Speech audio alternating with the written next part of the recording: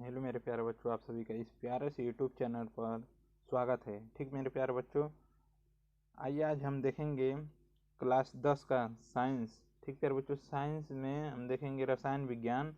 ठीक है, अध्याय 2। ठीक प्यारे बच्चों, अध्याय 2 को जो है हम देखिए, अध्याय 2 जो 2 हमारा है।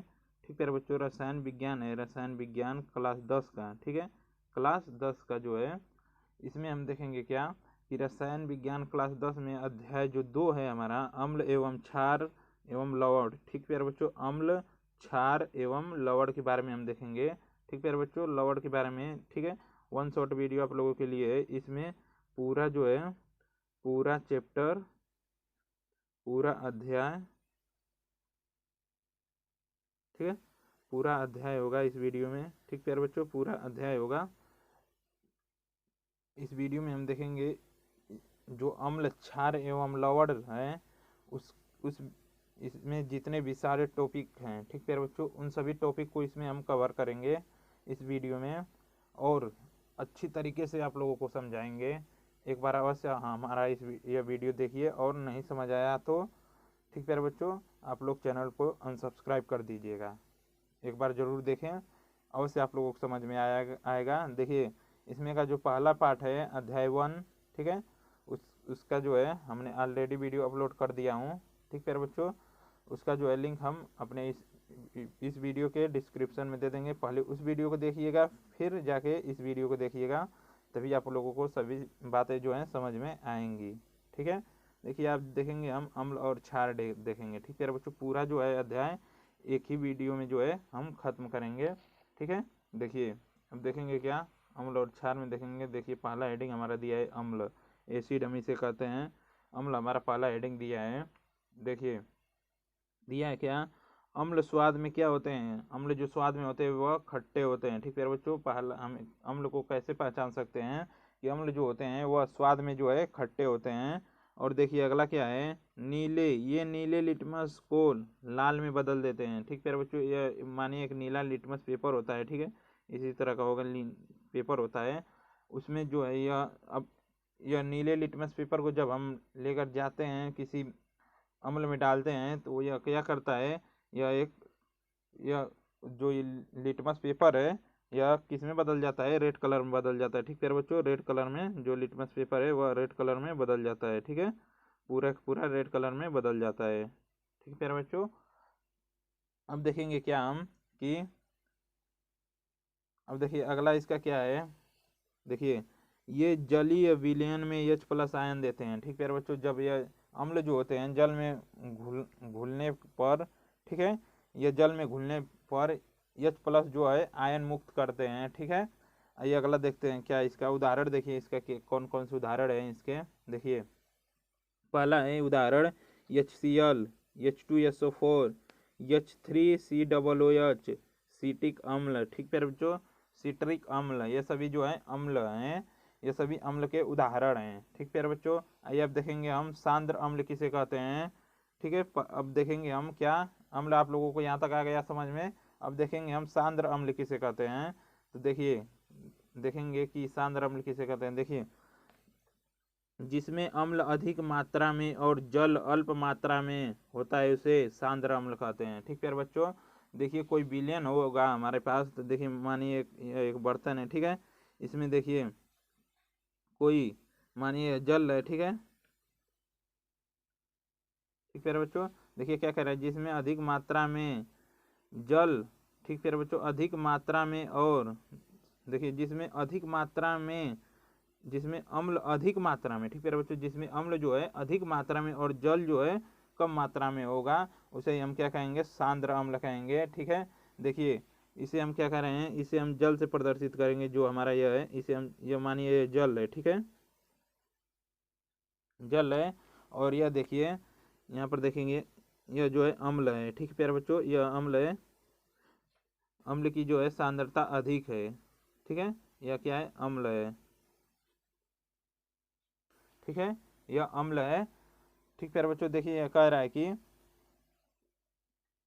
जिसमें अम्ल अधिक, ठीक प्यारे बच्चों, जिसमें अम्ल अधिक मात्रा में और जल अल्प मात्रा में मिले होते हैं, ठीक प्यारे बच्चों, उसे सांद्र अम्ल कहते हैं। ठीक है, यह क्या हो गया, अब जल जो है कम मात्रा है और अम्ल की, ठीक प्यारे बच्चों, अम्ल जो है अधिक मात्रा में है और जल जो है कम मात्रा में है।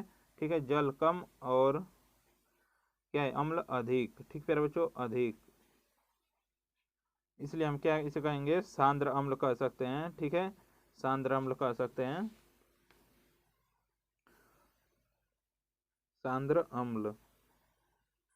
ठीक है, अब देखिए आप क्या क्या कह रहा है कि तनु अम्ल किसे कहते हैं। ठीक प्यारे बच्चों, तनु अम्ल देखिए किसे कहते हैं कि तनु अम्ल, तनु अम्ल देखिए किसे कहते हैं, जिसमें अम्ल अल्प मात्रा में और जल अधिक मात्रा में होता है, उसे हम क्या कहते हैं, तनु अम्ल कहते हैं। ठीक प्यारे बच्चों, आइए इसी तरह से हम समझेंगे। देखिए यह एक पात्र है, ठीक है, इसमें अब क्या होगा, जो जल की मात्रा होगी वह अधिक होगी। ठीक प्यारे बच्चों, जो जल की मात्रा होगी वह अधिक होगी और अम्ल जो होगा हमारा वह बहुत कम होगा, अल्प मात्रा में अम्ल की मात्रा होगी। ठीक है, यह अम्ल मानिए थोड़ा थोड़ा है, इसे हम क्या कहेंगे, इसे हम तनु अम्ल कहेंगे। ठीक प्यारे बच्चों, इसे हम क्या कहेंगे, तनु अम्ल।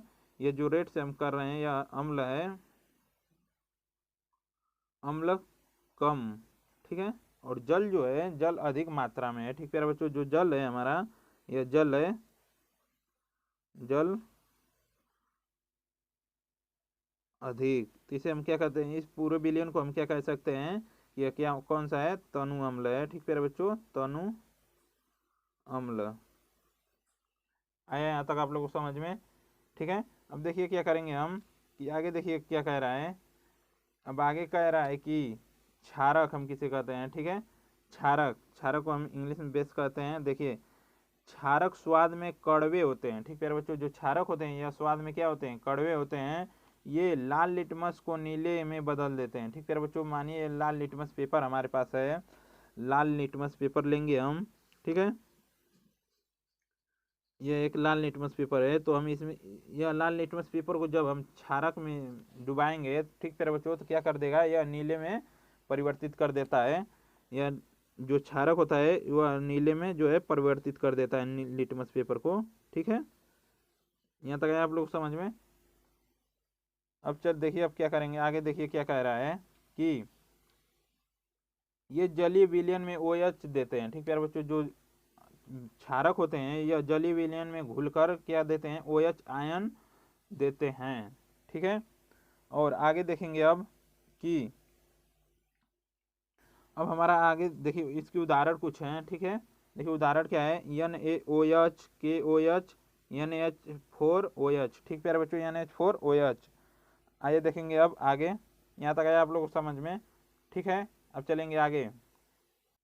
आइए अब देखेंगे क्षार हम किसे कहते हैं। ठीक प्यारे बच्चों, क्षार किसे कहते हैं, तो देखिए क्या कह रहा है, जल में, ठीक प्यारे बच्चों, जल में घुलनशील क्षारक को क्षार कहते हैं। ठीक प्यारे बच्चों, जो जल मानिए कोई, यह एक पात्र है। ठीक प्यारे बच्चों, पात्र है और जो क्षारक होता है, जो यह जल है, ठीक है,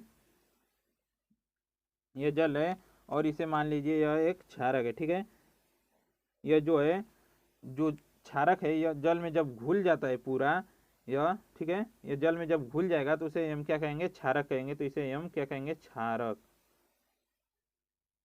ठीक है, आया यहाँ तक समझ में। अब देखेंगे आगे, देखिए अगला क्या कह रहा है हमारा कि सूचक। ठीक प्यारे बच्चों, अगली हेडिंग जो हमारी है सूचक। ठीक है, सूचक देखिए, सूचक किसी दिए गए विलयन में अम्ल या क्षारक की उपस्थिति दर्शाते हैं। जो सूचक हमारे होते हैं वह कोई भी विलयन अगर होगा तो उसमें जो दिया हुआ अम्ल है या क्षारक है उसकी जो है उपस्थिति को दर्शाता है। सूचक जो है, मानिए कोई एक विलयन है, इस पात्र में 2 विलयन है। ठीक प्यारे बच्चों, एक में, ठीक है, यहाँ पर और यहाँ पर। ठीक है, यहाँ पर अब उस तरह हमें नहीं मालूम चलेगा, तो सूचक से हमें मालूम चलेगा कि यह एक अम्ल है और यह एक क्षार है। ठीक है, तो यही कह रहा है कि सूचक दिए गए किसी विलयन में अम्ल या क्षारक की उपस्थिति को दर्शाता है। ठीक प्यारे बच्चों, 2 विलयन अगर हमारे पास होंगे तो उन विलयनों में जो, अब हमें कैसे पता करना, कैसे पता होगा कि यह क्षारक है, क्षार है या अम्ल है, तो यह जो सूचक है वह उन्हीं की उपस्थिति को है जो दर्शाता है। ठीक है, आइए देखते हैं आगे, इनका रंग या गंध अम्लीय क्षारक माध्यम में बदल जाता है। ठीक प्यारे बच्चों, इनका जो रंग और गंध होता है अम्लीय क्षारक माध्यम में जो है बदल जाते हैं। ठीक है। अब चलेंगे आगे, देखिए अगला हेडिंग हमारा क्या है कि सूचक जो होते हैं, सूचक के प्रकार जो होते हैं, तो देखिए सूचक 3 प्रकार के होते हैं। तो पहला सूचक है प्राकृतिक सूचक, दूसरा दिया है कृत्रिम सूचक और संश्लेषित सूचक। ठीक है बच्चों, कृत्रिम सूचक को ही हम संश्लेषित सूचक भी कहते हैं। देखिए, और तीसरा दिया है गंधीय सूचक। ठीक है, आइए इन तीनों को हम देखेंगे। तो देखिए पहला हमारा है प्राकृतिक सूचक।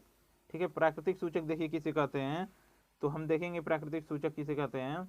देखिए, वे सूचक जो पौधों से प्राप्त होते हैं उसे प्राकृतिक सूचक कहा जाता है। ठीक है बच्चों, जो पौधे होते हैं वातावरण में, ठीक है, देखिए मानिए कोई सूचक है, यह एक पादप है। ठीक है बच्चों, यह क्या है, पादप है।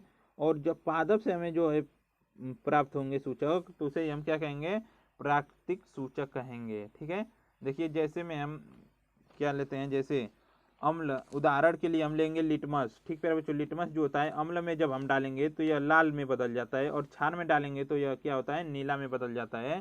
ठीक है, और जैसे देखिए दूसरा उदाहरण क्या है, हल्दी। हल्दी को जब हम अम्ल में डालेंगे तो पीला हो जाता है, और लाल में देखिए क्या हो जाता है, क्षार हो जाता है। ठीक है बच्चों, सॉरी बच्चों, क्षार में जो है लाल हो जाता है। क्षार में जब हम डालेंगे तो हल्दी जो है लाल हो जाता है। और देखिए लाल पत्ता गोभी का रस, ठीक है, लाल पत्ता गोभी जो होती है उसके रस को जब हम अम्ल में डालेंगे तो वह रस जो है लाल में परिवर्तित हो जाएगा, और जब क्षार में डालेंगे तो और हरे में परिवर्तित हो जाएगा। ठीक प्यारे बच्चों, हरे में परिवर्तित हो जाएगा। देखिए यह सब जो है प्राकृतिक सूचक के उदाहरण हैं। अब देखिए हम कृत्रिम सूचक देखेंगे कि कृत्रिम सूचक किसे कहते हैं।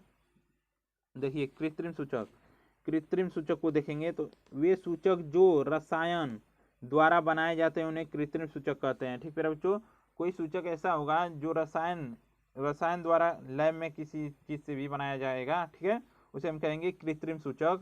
देखिए जैसे फिनाल्फेथिलीन, ठीक है बच्चों, और दूसरा दिया है हमारा मेथिल ऑरेंज। ठीक है, देखिए फिनाल्फेथिलीन को जो हम अम्ल में मिलाएंगे तो रंगीन हो जाता है, और क्षार में मिलाते हैं तो गुलाबी हो जाता है। और मेथिल ऑरेंज को जब हम अम्ल में मिलाते हैं तो लाल हो जाता है, और क्षार में जब मिलाते हैं तो पीला हो जाता है। ठीक है बच्चों, यहाँ तक आया आप लोगों को समझ में। आइए चलते हैं आगे अगली हेडिंग पर। देखिए अब देखेंगे हमारा तीसरा जो है गंधीय सूचक। ठीक है प्यारे बच्चों, गंधीय सूचक किसे कहते हैं, तो उसे देखेंगे हम। देखिए जिन पदार्थों की गंध अम्लीय या क्षारक माध्यम में बदल जाए उसे गंधीय सूचक कहते हैं। देखिए कोई पदार्थ होता है, ठीक है, कोई पदार्थ है, इसकी जो गंध होती है अम्लीय माध्यम में, ठीक है, अम्लीय माध्यम या क्षार माध्यम है। ठीक है प्यारे बच्चों, क्षारीय माध्यम में जब बदल जाती है, यह एक पदार्थ है, ठीक है, इसकी जो गंध होती है यह अम्लीय या क्षारीय माध्यम में बदल जाती है, तो उसे हम क्या कहते हैं, गंधीय सूचक कहते हैं। तो देखिए गंधीय सूचक के उदाहरण कौन कौन से हैं, तो आइए उन उदाहरणों को हम देखेंगे। तो देखिए पहला जो है हमारा प्याज है, प्याज, ठीक है, देखिए जब यह अम्ल में हम डालेंगे तो यह तीक्ष्ण गंध हो जाता है, इसकी जो गंध होती है तीक्ष्ण हो जाती है, और क्षार में इसका कोई परिवर्तन नहीं होता है। ठीक है, कोई गंध नहीं उत्पन्न करता है किसी भी प्रकार का। देखिए अगला जो हमारा है वैनिला, ठीक है, वैनिला तो समान गंध रहती है, जैसा वैनिला का गंध रहता है अम्ल में डालेंगे तो वैसा ही गंध इसमें भी रहेगा, अम्ल में डालेंगे तभी, और क्षार में कोई किसी भी प्रकार का गंध नहीं उत्पन्न करता है। ठीक है, और देखिए लौंग का तेल जो होता है अम्ल में डालने पर उसी, जब लौंग का तेल साधारण में जैसा रहेगा उसी तरह हम अम्ल में डालेंगे तो समान गंध रहती है, और क्षार में किसी भी प्रकार का कोई परिवर्तन नहीं होता है। ठीक प्यारे बच्चों, यहाँ तक आया आप लोगों को समझ में। आइए अब देखेंगे हम आगे अगली हेडिंग को। तो अगली हेडिंग हमारा है कि अम्ल व क्षारकों के रासायनिक गुण कौन कौन से हैं। तो आइए देखेंगे अम्ल व क्षारकों के रासायनिक गुण।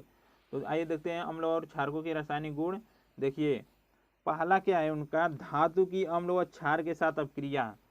रासायनिक गुण में हम पढ़ेंगे क्या कि धातु की अम्ल व क्षार से अपक्रिया, जो धातु होते हैं उनकी जो अपक्रिया है अम्ल और क्षार के साथ कराने पर क्या होता है, उन्हें हम पढ़ेंगे। तो देखिए पहला है अम्ल के साथ अपक्रिया, और दूसरा दिया है क्षार के साथ अपक्रिया। तो आइए देखते हैं, जो अम्ल होता है, अम्ल धातु से क्रिया करके लवण और हाइड्रोजन गैस बनाता है, और क्षार भी देखिए, क्षार धातु से क्रिया करके लवण और हाइड्रोजन गैस बनाता है। ठीक प्यारे बच्चों, लवण और हाइड्रोजन गैस बनाता है। तो आइए उसे देखेंगे हम कि देखिए देखिए यहाँ पर क्या है, 2HCl, ठीक है बच्चों, 2HCl ZN, और यहाँ पर देखिए ZnCl2 और H2, ठीक है। देखिए यहाँ पर अम्ल जो है यह क्या है, यह एक अम्ल है, ठीक है, और यह क्या है, यह एक धातु है, और यह देखिए यह क्या बनाया है, लवण बनाया है, और यहाँ पर देखिए यह एक H2 जो है गैस, यह गैस के रूप में निकल रहा है, ठीक प्यारे बच्चों। और यहाँ से देखिए क्या हुआ है कि यहाँ पर देखिए हम इसे कैसे, यहाँ पर देखिए हाइड्रोजन के जो परमाणु हैं दो हैं, और यहाँ पर देखिए हाइड्रोजन के जो परमाणु हैं यहाँ पर भी दो हैं, ठीक है। और देखिए क्लोरीन के जो परमाणु हैं यहाँ पर भी दो हैं, और यहाँ पर भी दो हैं। इसलिए देखिए यहाँ पर Zn के परमाणु एक है, और यहाँ पर भी Zn का जो परमाणु है वह एक है, ठीक है। देखिए यहाँ पर जो है यह समीकरण जो है हमारी संतुलित समीकरण है, ठीक है। और यहाँ पर देखिए अगला हम देखेंगे, यहाँ पर देखिए एक समीकरण है, जब अम्ल के साथ जो है, जब धातु के साथ अम्ल क्रिया करता है तो क्या बनाता है, लवण और गैस H2O, सॉरी बच्चों, हाइड्रोजन गैस उत्पन्न करता है। और देखिए अगला हमारा है क्षार, क्षार जो है धातु से क्रिया करके लवण और क्या बनाता है, गैस यह भी बनाता है। देखिए यह क्या है हमारा, यह एक क्षार है, और यह एक धातु है, और यह क्या बना रहा है, लवण बना रहा है, और यहाँ पर देखिए एक गैस बना रहा है, ठीक है। देखिए 2NaOH और ZN, तो यहाँ पर हो जाएगा Na2ZnO H2O, ठीक प्यारे बच्चों। यहाँ से हो जाएगा Na2ZnO प्लस H2O, ठीक है। देखिए यहाँ पर देखिए Na के कितने परमाणु हैं, तो यहाँ पर देखिए Na के दो परमाणु, और यहाँ पर भी Na के कितने परमाणु हैं, दो परमाणु हैं, ठीक है। और यहाँ पर देखिए O ओ ओ सिंगल है, ठीक है, और H यहाँ पर देखिए H यहाँ पर भी दो हैं, और यहाँ पर भी दो हैं, ठीक प्यारे बच्चों, ठीक है। Zn देखिए यहाँ पर एक अकेल है, एक है, ठीक है, और यहाँ पर भी क्या है, एक है, ठीक है। अब देखेंगे क्या, हम आगे चलेंगे और उसे देखेंगे, ठीक है। आइए देखते हैं अगला हेडिंग हमारा क्या कह रहा है, कि अगला हेडिंग देखिए क्या है, हाइड्रोजन गैस का परीक्षण, ठीक प्यारे बच्चों। हाइड्रोजन गैस का परीक्षण हम कैसे करेंगे, तो देखिए हाइड्रोजन गैस से निहित परखनली के पास जब एक जलती हुई मोमबत्ती लाई जाती है तो फट फट ध्वनि के साथ जो है मोमबत्ती जलती है, ठीक प्यारे बच्चों। मोमबत्ती जो है फट फट ध्वनि के साथ जलती है, ठीक है। आइए समझेंगे हम उसे एक चित्र की सहायता से, ठीक है, एक चित्र की सहायता से उसे समझेंगे। देखिए चित्र हमारा इस तरीके से बनेगा, क्या, देखिए प्यारे बच्चों हम चित्र बना रहे हैं आप लोगों के लिए। देखिए आप लोग NCERT से बना लीजिएगा, यहाँ पर ठीक है, हम बना रहे हैं।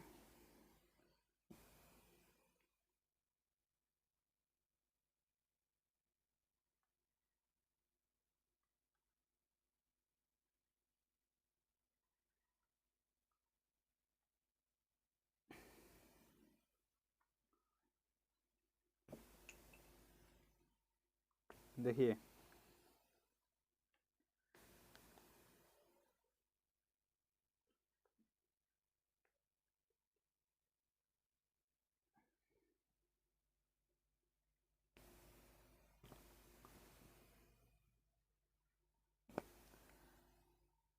देखिए इसमें क्या छोटे छोटे बुलबुले बनेंगे, ठीक है प्यारे बच्चों, छोटे छोटे क्या बनेंगे, बुलबुले बनेंगे, ठीक है।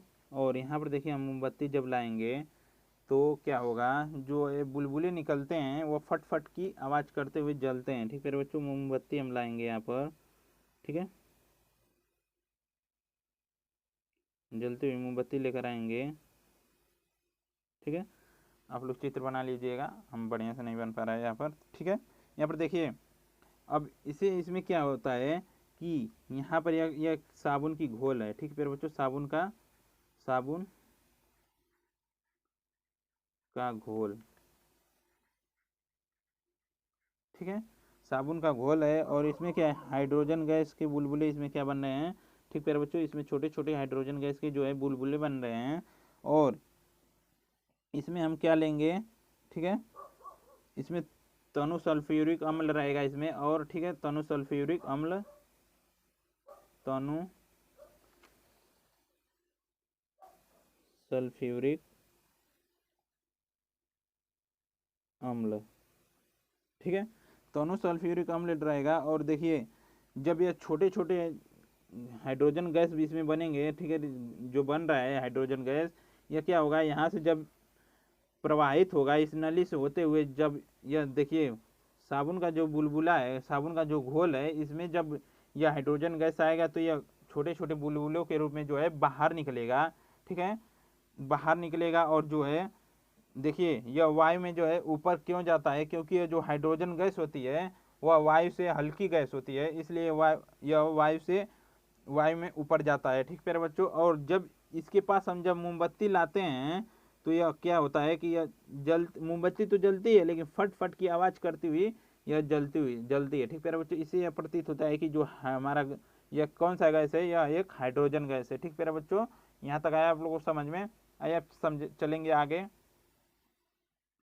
चित्र आप लोग एनसीईआरटी से बना लीजिएगा, ठीक प्यारे बच्चों, और इसे अच्छी तरीके से देखिए, उसमें सब चीज़ लिखा हुआ है एनसीईआरटी बुक में, आप लोग देखेंगे तो ठीक है। अब चलिए चलते हैं आगे। देखिए प्यारे बच्चों, अगला हमारा एडिंग है, जो देखिए क्या कह रहा है, अम्ल व क्षारक की धातु कार्बोनेट तथा धातु बाइकार्बोनेट के साथ अभिक्रिया, ठीक प्यारे बच्चों। धातु बाइकार्बोनेट को हम धातु हाइड्रोजन कार्बोनेट भी कहते हैं, ठीक है। और इसी का अभिक्रिया हम देखेंगे। तो देखिए पहला हमारा जो है अभिक्रिया हम देखेंगे, तो देखिए हमारा पहला अभिक्रिया है अम्ल धातु कार्बोनेट के साथ अभिक्रिया है, अम्ल धातु कार्बोनेट के साथ अभिक्रिया। तो देखिए क्या है, अम्ल धातु कार्बोनेट से अभिक्रिया करके लवण कार्बन डाइऑक्साइड, ठीक है, तथा जल बनाते हैं। अम्ल और धातु कार्बोनेट से क्रिया करके, ठीक प्यारे बच्चों, कार्बन डाइऑक्साइड, लवण और जल का निर्माण करते हैं, ठीक है। आइए उसे हम देखेंगे कि देखिए अम्ल जो है, अम्ल धातु कार्बोनेट से क्रिया करेंगे तो लवण बनाएंगे और कार्बन डाइऑक्साइड बनाएंगे और जल बनाएंगे, यही उस परिभाषा के रूप में लिखा गया है, ठीक है बच्चों। देखिए एक लिखने का जो तरीका है, सही क्रम है, इसी तरह हम लिखेंगे। तो देखिए अब लिखेंगे क्या कि इसका जो एक रासायनिक सूत्र होता है, रासायनिक समीकरण भी देख लें इसका। देखिए यहाँ पर क्या हो जाएगा, 2HCl, ठीक है बच्चों, यह एक क्या है, अम्ल है, ठीक है। HCl क्या है, अम्ल है। और बच्चों Na2CO3 यह क्या है, धातु कार्बोनेट है। और देखिए यहाँ पर क्या बना रहा है, लवण बना रहा है NaCl, और कार्बन डाइऑक्साइड CO2, और यहाँ पर देखिए H2O जो है जल बना रहा है, ठीक है बच्चों, H2O जल बना रहा है। देखिए अब इनके जो है भौतिक अवस्था को देखेंगे हम, इनके भौतिक अवस्था कौन कौन से हैं, ठीक है। देखिए NaCl जो है एक्वस है, ठीक है बच्चों, एक्वस है, एक्वस के रूप में है। और जो यह Na2CO3 जो है यह एक सॉलिड अवस्था में है, और NaCl जो है यह भी एक एक्वस में है, ठीक है बच्चों। और जो यहाँ पर देखिए CO2 जो है यह गैस अवस्था में है, और बच्चों जल जो है यह एक लिक्विड अवस्था में है, ठीक है बच्चों, यह एक लिक्विड अवस्था में है। देखिए यहाँ पर क्या हो रहा है, अम्ल धातु कार्बोनेट से अभिक्रिया करके क्या बना रहे, लवण बना रहा है, कार्बन डाइऑक्साइड बना रहा है, और जल भी बना रहा है, ठीक है बच्चों, जल भी बना रहा है। तो आइए देखेंगे आगे हम कि अगला देखेंगे अब अम्ल धातु कार्बोनेट के साथ क्या करता है, अभिक्रिया है, अम्ल धातु कार्बोनेट के साथ अभिक्रिया, ठीक है। धातु बाइकार्बोनेट, वह धातु कार्बोनेट था, या धातु बाइकार्बोनेट के साथ अभिक्रिया करके क्या बनाएगा, देखिए अम्ल धातु बाइकार्बोनेट के साथ अभिक्रिया करके लवण कार्बन डाइऑक्साइड तथा जल बनाते हैं, ठीक है बच्चों। जो अम्ल होते हैं धातु का बाइकार्बोनेट के साथ अभिक्रिया करके क्या बनाते हैं, लवण और जल बनाते हैं, ठीक है, लवण जल और कार्बन डाइऑक्साइड बनाते हैं। तो देखिए अम्ल धातु बाइकार्बोनेट लवण प्लस CO2 और जल का निर्माण करते हैं। देखिए यहाँ पर क्या हो जाएगा, HCl जो हमारा क्या हो जाएगा, एक्वस में हो जाएगा, ठीक है। और NaHCO3 जो है हमारा क्या होगा, यह एक सॉलिड अवस्था में होगा, ठीक है। और NaCl यह भी एक्वस अवस्था में होगा, ठीक है। CO2 गैस के रूप में बाहर निकलेगा, और H2 एक लिक्विड अवस्था में होगा, ठीक है। देखिए यहाँ पर क्या होगा, 2NaCl यह एक अम्ल है, और NaHCO3 जो है यह एक धातु का बाइकार्बोनेट है। और यहाँ पर देखिए एक लवण है NaCl, और CO2 कार्बन डाइऑक्साइड है, और यह एक जल है, ठीक है बच्चों। देखिए यहाँ पर रिएक्शन हो रहा है इन सभी का, तो यह क्या बना रहे हैं, देखिए यह Cl और धातु अम्ल, और यह Cl जो है अम्ल है, हाइड्रोक्लोरिक अम्ल, और धातु कार्बोनेट जो है आपस में जो क्रिया कर रहे हैं, तो यहाँ पर देखिए NaCl और लवण बना रहे हैं और कार्बन डाइऑक्साइड बना रहे हैं और जल भी, साथ साथ जल भी बना रहे हैं। ठीक प्यारे बच्चों, जल भी बना रहे हैं। देखिए इसका एक और समीकरण हम देखेंगे कि देखिए H2SO4 यह भी एक क्या है, अम्ल है, और CaCO3 यह भी एक धातु बाइकार्बोनेट है। और यहाँ पर क्या बना रहे हैं, लवण बना रहा है, कार्बन डाइऑक्साइड बना रहे हैं और क्या बना रहा है, जल बना रहा है। ठीक प्यारे बच्चों, जल बना रहा है। देखिए इनके हम भौतिक अवस्थाओं को देखेंगे। ठीक है, तो देखिए यहाँ पर H2SO4 यह क्या है, एक्वस रूप में है। ठीक है, और यह क्या होगा, सॉलिड अवस्था में होगा, और यह भी क्या होगा, एक्वस में होगा। ठीक प्यारे बच्चों, यह गैस में होगा और यह क्या होगा, लिक्विड अवस्था में होगा, द्रव अवस्था में होगा। ठीक है, सॉरी बच्चों, यहाँ पर क्या होगा, ये सॉलिड अवस्था में रहेगा। ठीक है, ये एक सॉलिड अवस्था में रहेगा। अब आइए चलते हैं आगे, यहाँ तक आया आप लोग को समझ में। देखिए अगला अब क्या कह रहा है, अगला मुख्य बिंदु क्या है इसका। देखिए क्षारक धातु कार्बोनेट धातु बाइकार्बोनेट के साथ अपक्रिया नहीं करते हैं। ठीक प्यारे बच्चों, जो क्षारक होते हैं वह धातु कार्बोनेट और धातु बाइकार्बोनेट के साथ अभिक्रिया नहीं करते हैं। केवल अम्ल जो है धातु कार्बोनेट और धातु बाइकार्बोनेट के साथ अभिक्रिया करके लवण, जल और कार्बन डाइऑक्साइड बनाता है, और क्षारक यह क्रिया नहीं करता है। ठीक प्यारे बच्चों, आए यहाँ तक आप लोगों को समझ में। आइए चलते हैं आगे अगली हेडिंग पर। ठीक है, आइए देखते हैं कार्बन डाइऑक्साइड का परीक्षण हम देखेंगे। ठीक है, देखिए कार्बन डाइऑक्साइड, इसे हम CO2 से प्रदर्शित करते हैं। देखिए कार्बन डाइऑक्साइड को चूने के पानी से प्रवाहित करने पर पानी दूधिया हो जाता है। ठीक प्यारे बच्चों, जो चूना कार्बन डाइऑक्साइड जो होता है, हम चूने के जब पानी में प्रवाहित करते हैं तो यह क्या हो जाता है, यह एक दूधिया में हो जाता है, बदल जाता है। ठीक प्यारे बच्चों, देखिए यहाँ पर क्या है, CaOH का ट्वाइस जो एक्वस रूप में, इसे हम क्या कहते हैं, इसे हम कैल्शियम हाइड्रोक्साइड कहते हैं, और CO2 इसे हम कार्बन डाइऑक्साइड कहते हैं। ठीक है, और यहाँ पर देखिए CaCO3 जो है गैस के रूप में है, इसे हम कैल्शियम कार्बोनेट या दूधिया का अवक्षेप, ठीक प्यारे बच्चों, यह एक दूधिया का अवक्षेप बना रहा है और यह एक जल बना रहा है। ठीक प्यारे बच्चों, यहाँ से देखिए, यहाँ से क्या हो रहा है कि CaO, ठीक है, और यहाँ पर देखिए CO2, और यहाँ से एक जो ऑक्सीजन है, ठीक प्यारे बच्चों, और यहाँ पर जो एक ऑक्सीजन है, यह दोनों CaO और CO2 एक ऑक्सीजन जोड़ के क्या बना रहे हैं, अवक्षेप जो बना रहे हैं, दूधिया अवक्षेप बना रहे हैं। और यहाँ से हाइड्रोजन और, ठीक प्यारे बच्चों, एक H2O, ठीक है, दो हाइड्रोजन और एक जो इसमें वो है, वह एक जल का निर्माण कर ले रहा है। ठीक है, यहाँ से जल का निर्माण हो रहा है, और एक हाइड्रोजन जो है और एक कैल्शियम जो है क्या कर रहे हैं, सब कैल्शियम कार्बोनेट का जो है निर्माण कर रहे हैं, दूधिया का अवक्षेप बना रहे हैं सब। ठीक है, आइए चलते हैं हम आगे। देखिए इसका मुख्य बिंदु और एक क्या है, देखिए यदि चूने के पानी में CO2 की अधिक मात्रा गुजारी जाए तो विलेय कैल्शियम बाइकार्बोनेट बनने के कारण दूधिया लुप्त हो जाता है। जब, ठीक प्यारे बच्चों, यदि चूने के पानी में, जो चूने का पानी, यहाँ पर मानिए चूने का पानी इसमें है, ठीक है, ये चूने का पानी है इसमें, ठीक, ये एक चूने का पानी है, इसमें हम क्या करेंगे, अधिक मात्रा में जो है इससे क्या करेंगे, कार्बन डाइऑक्साइड को गुजारेंगे।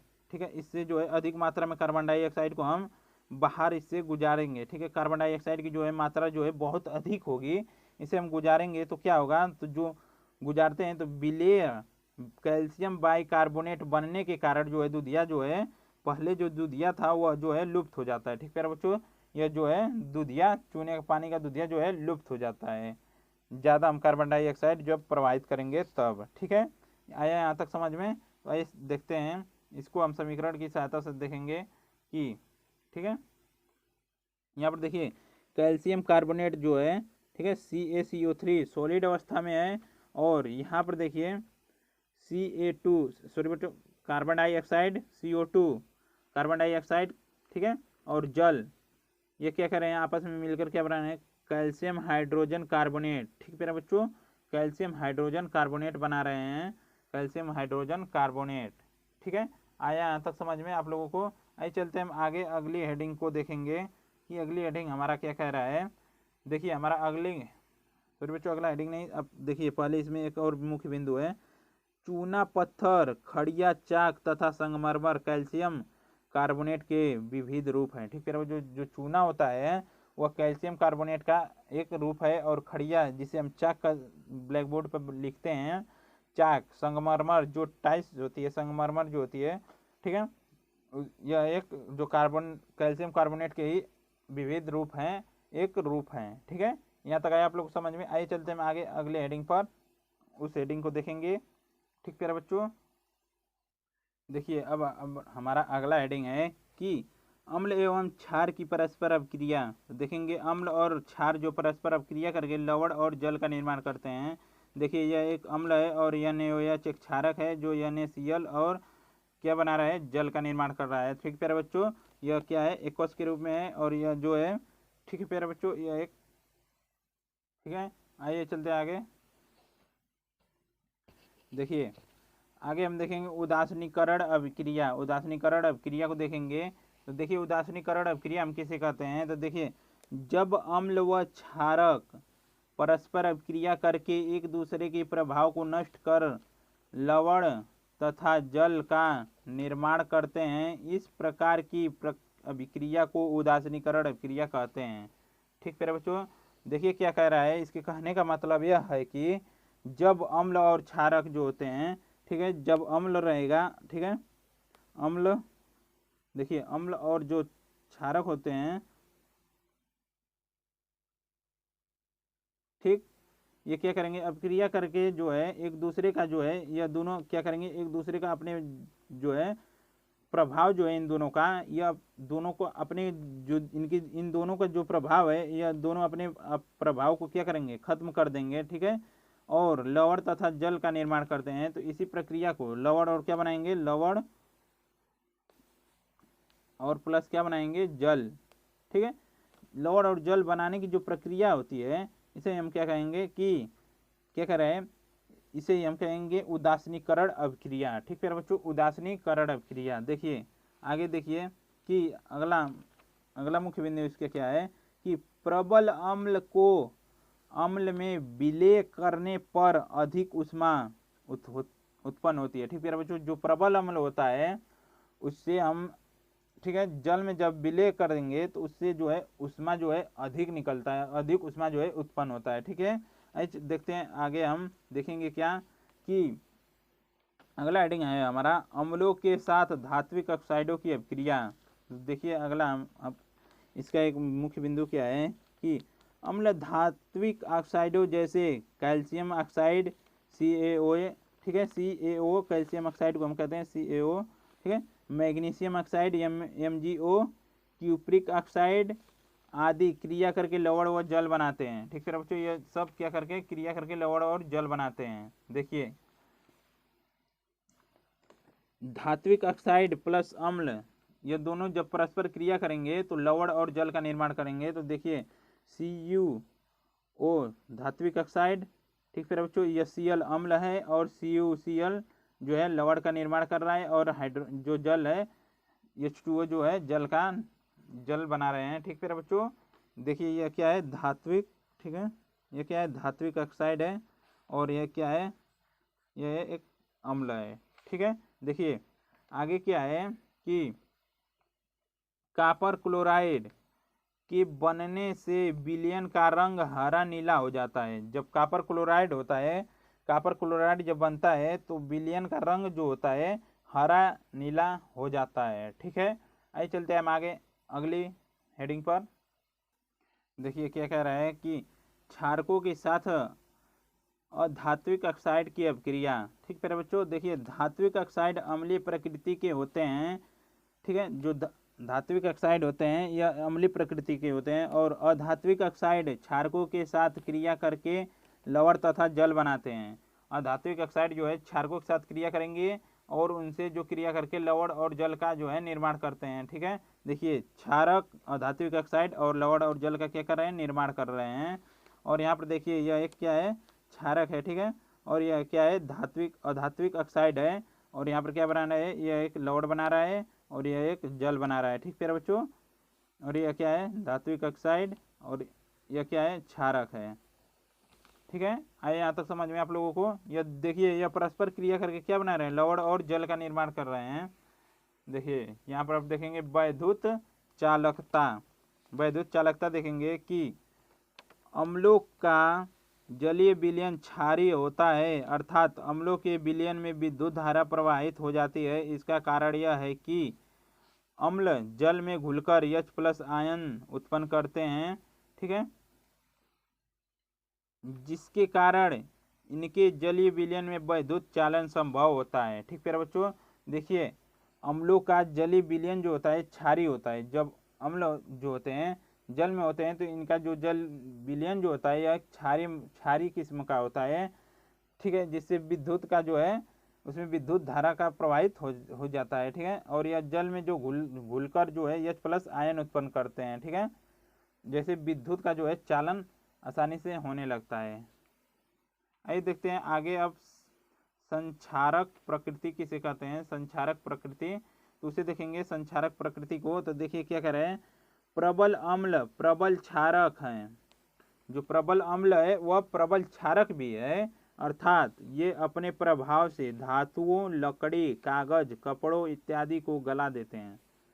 ठीक प्यारे बच्चों, जो प्रबल अम्ल होते हैं, मानिए एक प्रबल अम्ल जो है, ठीक है, यह क्या, इसका जो प्रभाव एक होता है, यह मानिए कोई एक लकड़ी है तो इस पर यह अब गिरा देंगे तो यह लकड़ी जो है, इस लकड़ी को भी यह क्या करता है, गला देता है। ठीक प्यारे बच्चों, इस लकड़ी को यह क्या करेगा, गला देगा, ठीक है। तो इससे क्या कह रहा है कि धातु, लकड़ी, कागज, कपड़ों इत्यादि को क्या करता है, यह गला देते हैं। अतः इन्हें धातुओं के पात्रों में न रखकर शीशा, ठीक प्यारे बच्चों, शीशा या चीनी मिट्टी के बर्तन में रखा जाता है, ठीक है, शीशा या चीनी मिट्टी के बर्तन में रखा जाता है, क्योंकि अम्ल इससे क्रिया नहीं करते हैं। जो अम्ल होते हैं वह शीशा यानी कांच की बोतल होती है या चीनी मिट्टी का एक बर्तन होता है, ठीक है, उससे जो है यह ज़्यादा अक्सर क्रिया नहीं करते हैं, इसलिए हम अम्ल को जो है उन्हीं चीज़ों में रखते हैं। ठीक है, आए यहाँ तक समझ में। आइए चलते हैं आगे अगली हेडिंग की ओर। देखिए हम देखेंगे कुछ अम्ल और उसके रासायनिक सूत्र देखेंगे। कुछ अम्ल हैं और उनके जो है रासायनिक सूत्रों को देखेंगे। देखिए यहाँ पर क्या है, यह अम्लों का नाम है और यह क्या है, रासायनिक सूत्र उनके हैं। देखिए हाइड्रोक्लोरिक अम्ल का जो हाइड्रोक्लोरिक अम्ल है, ठीक है, हाइड्रोक्लोरिक अम्ल का जो रासायनिक सूत्र है HCl, इसे हम क्या कहेंगे, हाइड्रोक्लोरिक अम्ल। देखिए सल्फ्यूरिक अम्ल को हम क्या कहेंगे, H2SO4, आप लोग याद कर लीजिएगा। ठीक प्यारे बच्चों, मोस्ट इंपॉर्टेंट सब है, ठीक है। देखिए नाइट्रिक अम्ल को हम क्या कहेंगे, HNO3, इसका अम्ल का नाम है और रासायनिक सूत्र है NH3। और देखिए एसिटिक अम्ल को हम क्या कहेंगे, CH3COOH। ठीक प्यारे बच्चों, और आगे देखिए हम क्या कहेंगे, फार्मिक अम्ल को, फार्मिक अम्ल HCOOH। ठीक प्यारे बच्चों, HCOOH फार्मिक अम्ल है। और देखिए अगला क्या है हमारा, कार्बोनिक अम्ल H2CO3, कार्बोनिक अम्ल हमारा है H2CO3। और लास्ट हमारा देखिए क्या है कि फास्फोरिक अम्ल H3PO4, H3PO4, आप लोग याद कर लीजिएगा। ठीक प्यारे बच्चों, देखिए हम देखते हैं आगे अगला हेडिंग। देखिए जलीय विलयन में अम्ल का, ठीक प्यारे बच्चों, अम्ल तथा क्षारक कैसे होते हैं। देखिए तो अम्ल जो होता है जल की उपस्थिति में अम्ल H+ आयन उत्पन्न करते हैं। ठीक प्यारे बच्चों, जो अम्ल होते हैं जल की उपस्थिति जब इनकी होती है, जल की उपस्थिति में जो है H+ आयन यह उत्पन्न करते हैं। और देखिए अगला हम देखेंगे, हाइड्रोजन आयन अकेले नहीं रह सकते हैं, वे जल के साथ मिलकर हाइड्रोनियम आयन के रूप में जो है पाए जाते हैं। ठीक प्यारे बच्चों, देखिए जो हाइड्रोजन आयन है यह जल के साथ क्या करेंगे, यह मिलकर हाइड्रोनियम आयन के रूप में, ठीक प्यारे बच्चों, यह क्या है, हाइड्रोनियम आयन है, हाइड्रोनियम आयन के रूप में पाए जाते हैं। जो हाइड्रोजन के अणु होते हैं यह अकेले नहीं रख सकते हैं, तो यह क्या करते हैं, जल से क्रिया करके हाइड्रोनियम, ठीक प्यारे बच्चों, हाइड्रोनियम आयन के रूप में पाए जाते हैं। देखिए HCl, H2O, यह जब जल से यह इसकी जब क्रिया होगी, ठीक है, तो यह क्या बनाएगा, हाइड्रोनियम आयन बनाएगा और क्या बनाएगा, ये Cl क्लोरीन बनाएगा। ठीक प्यारे बच्चों, क्लोरीन। देखिए यहाँ पर प्लस में है और यह माइनस में है। ठीक है, आइए चलते हैं हम आगे अगली हेडिंग की ओर। देखिए प्यारे बच्चों, हम लोग को देख लिए, अब देखेंगे क्षारक को। ठीक है, क्षारक जल की उपस्थिति में OH आयन देते हैं। जो क्षारक होते हैं यह जल की उपस्थिति में क्या करेंगे, OH आयन देते हैं। देखिए NaOH जल की उपस्थिति में Na+OH- देते हैं, यह एक OH आयन देते हैं। ठीक प्यारे बच्चों, OH आयन देते हैं। ठीक है, और यहाँ पर देखिए अब क्या करेंगे आगे, देखिए जल के साथ अम्ल व क्षारक मिलाते समय सावधानियां। जो जल के साथ, ठीक है, जल में हम अम्ल और क्षारक को मिलाते समय हमें किन किन सावधानियों को ध्यान में रखना है, उन सभी सावधानियों को देखेंगे। देखिए पहले हम क्या करेंगे, हमेशा अम्ल व क्षारक को जल में धीरे धीरे मिलाएंगे। ठीक है, जो अम्ल होता है, ठीक प्यारे बच्चों, मानिए एक पात्र है, इसमें क्या है, जल है। ठीक है, इसमें यह क्या है, जल है। ठीक, इसमें क्या है, जल है। और यहाँ से क्या करेंगे हम, जब अम्ल और या क्षारक जो होंगे, यहाँ से हम क्या करेंगे, धीरे धीरे जो है इसमें हम मिलाएंगे। ठीक है, इसमें धीरे धीरे क्या करेंगे, हम मिलाएंगे। ये नहीं कि हम पहले क्या करें, पहले यह अम्ल ले लें और इस पात्र में अम्ल ले लें और इसमें क्या करें, जल मिलाएं। यह मिलाने का सही तरीका नहीं है, यह तरीका गलत है और यह तरीका सही है।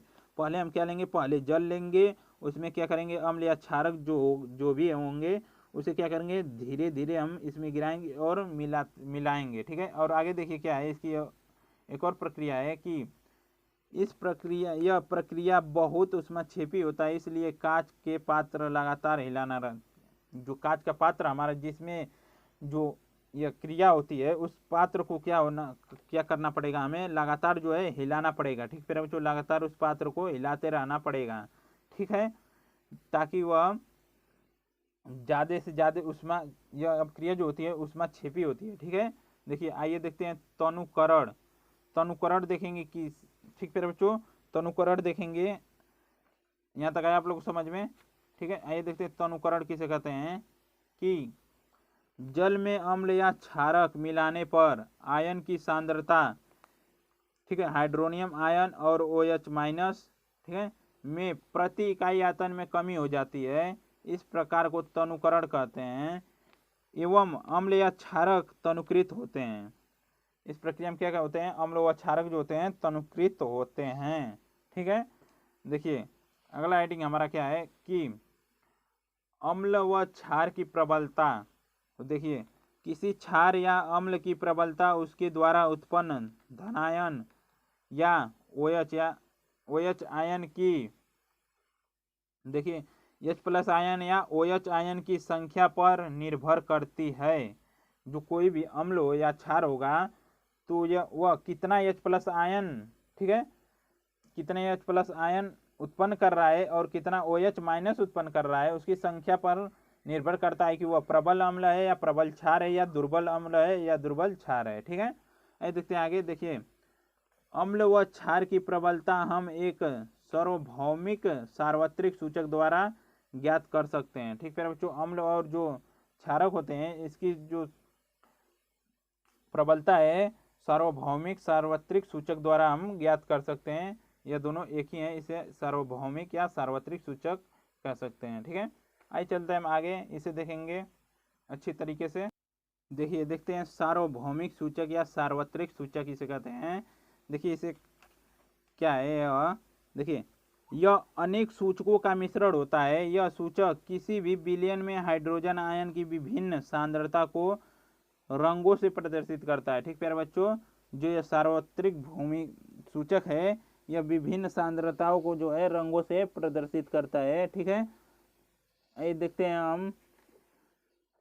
ठीक प्यारे बच्चों,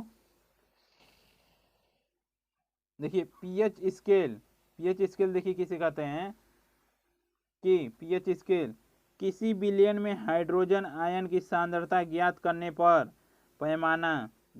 का पैमाना पीएच स्केल कहलाता है।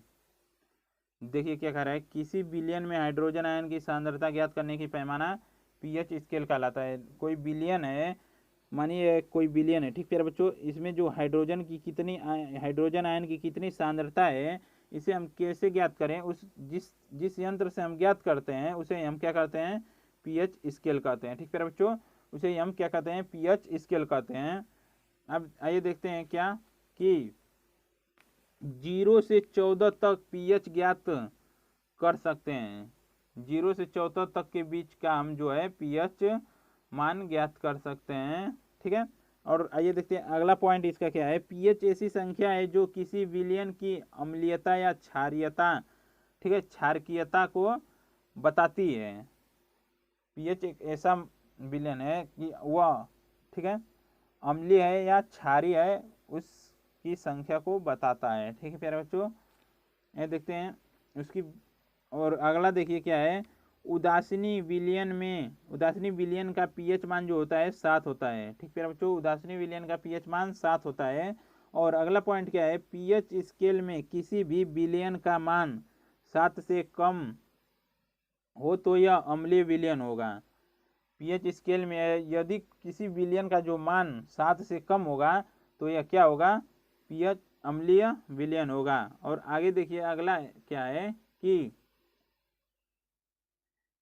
यदि पीएच का मान, ठीक प्यारे बच्चों, यदि पीएच का मान 7 से 14 तक बढ़ता है तो क्षारकीय विलयन को व्यक्त करता है। पीएच का मान यदि 7 से 14 तक बढ़ता है तो वह कैसा मान व्यक्त करेगा, तो यह क्षारकीय माध्यम से या क्षारीय माध्यम का विलयन होगा। ठीक है, और देखिए अगला इसका क्या मुख्य बिंदु है कि देखिए पीएच में पी सूचक है पुषांश। ठीक प्यारे बच्चों, पुषांश प्रोटेंज जो एक जर्मन शब्द है जिसका अर्थ होता है शक्ति। यह एक सूचक है जिसका अर्थ होता है शक्ति। ठीक है, आइए चलते हैं हम आगे देखेंगे। ठीक प्यारे बच्चों, आइए देखते हैं इसे चित्र की सहायता से देखेंगे। देखिए यहाँ पर देखिए क्या है, 0 से 14 तक का जो है यह पीएच, ठीक है, पीएच पैमाना है। इसमें देखिए 7 पे जो है जिसका मान जो है 7 होगा वह क्या होगा, उदासीन होगा। ठीक प्यारे बच्चों, वह एक उदासीन होगा। और यहाँ पर देखिए 0 से 6 तक जो होगा बढ़ती हुई अम्लीय प्रकृति वह क्या होगी, अम्लीय होगी। और 7 से 14 तक जो होगा वह कैसा होगा, ये क्षारक की जो है प्रकृति, यह क्षारक जो है बढ़ता प्रकृति, क्षारक की बढ़ती प्रकृति, और यह अम्लीयता अम्लीय की बढ़ती प्रकृति है। और यहाँ पर देखिए H+ आयन की सांद्रता में वृद्धि, यहाँ से देखिए 0 से 7 तक जा रहा है। ठीक है, इसमें जो है सांद्रता की वृद्धि हो रही, और यहाँ पर देखिए क्या हो रहा है, इसमें H+ आयन की सांद्रता में कमी हो रही है। ठीक है बच्चों, इसमें क्या हो रहा है, कमी हो रहा है। ठीक है, आया यहाँ तक समझ में। आइए चलते हैं हम आगे। देखिए पीएच बराबर 7 तो उसे हम क्या कहेंगे, उदासीन विलयन है। यदि पीएच का मान जो है 7 होगा तो उसे हम कहेंगे उदासीन विलयन है। और पीएच का मान जो है 7 से जो है, ठीक है, 7 से जो है कम होगा तो उसे हम अम्लीय कहेंगे। और पीएच का मान जो है 7 से बड़ा होगा तो उसे हम कहेंगे क्षारीय विलयन कहेंगे। ठीक प्यारे बच्चों, अम्लीय विलयन और क्षारीय विलयन। आइए देखते हैं हम आगे। देखिए आगे हम देखेंगे कि अम्ल, ठीक प्यारे बच्चों, अम्ल और क्षारक की सांद्रता विलयन में क्रमशः H+ आयन या OH आयन की संख्या पर निर्भर करती है। H+ आयन और OH आयन की संख्या पर निर्भर करती है। और आइए देखते हैं आगे प्रबल अम्ल क्या होते हैं, आइए उन्हें देखेंगे। प्रबल अम्ल कौन कौन से होते हैं, तो देखिए ऐसा अम्ल जो अधिक H+, ठीक प्यारे बच्चों, ऐसा अम्ल जो अधिक H+ आयन उत्पन्न करता है उसे हम क्या कहते हैं, प्रबल अम्ल कहते हैं। जैसे HCl, H2SO4, HNO3। ठीक है, ये सब प्रबल अम्ल के उदाहरण हैं। देखिए दुर्बल अम्ल किसे कहते हैं, तो ऐसा अम्ल जो कम मात्रा में H+ आयन उत्पन्न करता है उसे हम क्या कहेंगे, दुर्बल अम्ल का, सॉरी बच्चों यहाँ पर दुर्बल रहेगा, प्रबल नहीं रहेगा। ठीक है, यहाँ पर आप लोग दुर्बल लिख लीजिएगा।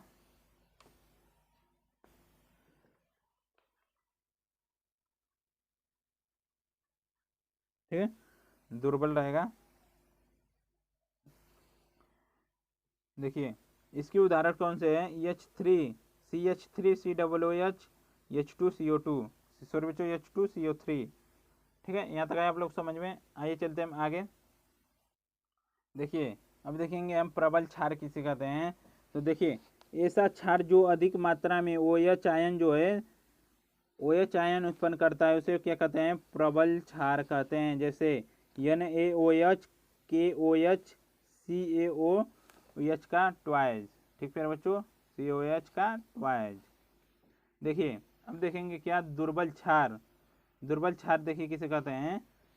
तो ऐसा क्षार जो कम मात्रा में OH आयन उत्पन्न करते हैं उसे दुर्बल क्षार कहते हैं। जैसे सॉरी बच्चों NH4OH, HN4OH, NaHCO3, ये सब क्या है, दुर्बल क्षार हैं। देखिए आगे चलते हैं। देखिए आगे हम क्या देखेंगे, कुछ सामान्य विलयनों के pH मान को देखेंगे। तो देखिए पहला क्या है हमारा कि सांद्र सल्फ्यूरिक अम्ल का जो pH मान होता है वह 0 होता है, और बैटरी का अम्ल जो होता है उसका pH मान जो होता है 0.5 होता है।